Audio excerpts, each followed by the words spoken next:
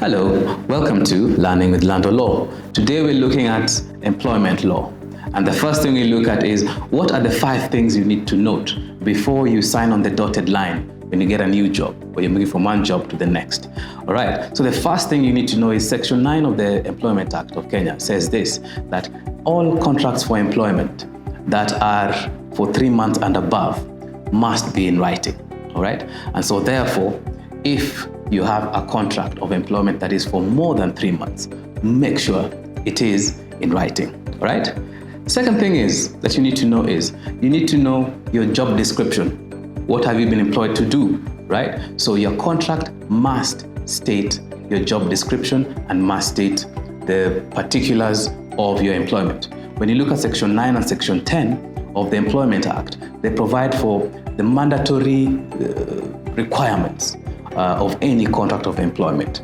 And therefore, look at those so that you need to include your job description there as part of that contract of employment.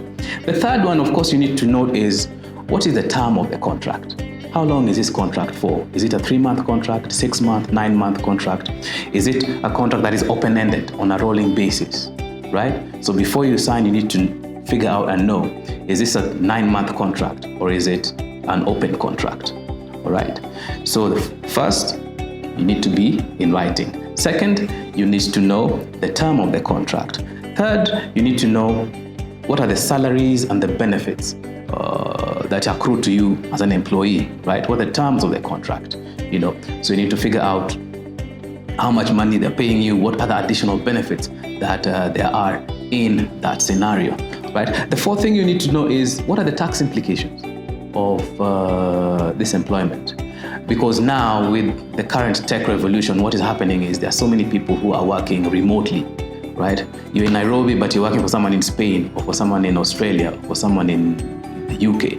And of course, the money will be taxed in the UK, the money will be taxed in Spain, the money may be taxed in Australia. So when the money gets here, KRA may also want to tax it. So you need to figure out the kind of contract that you're doing. What are the tax implications of that contract of employment, right?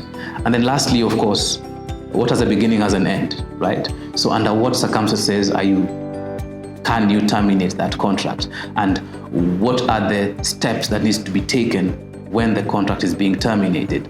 So what are the requirements in terms of notice?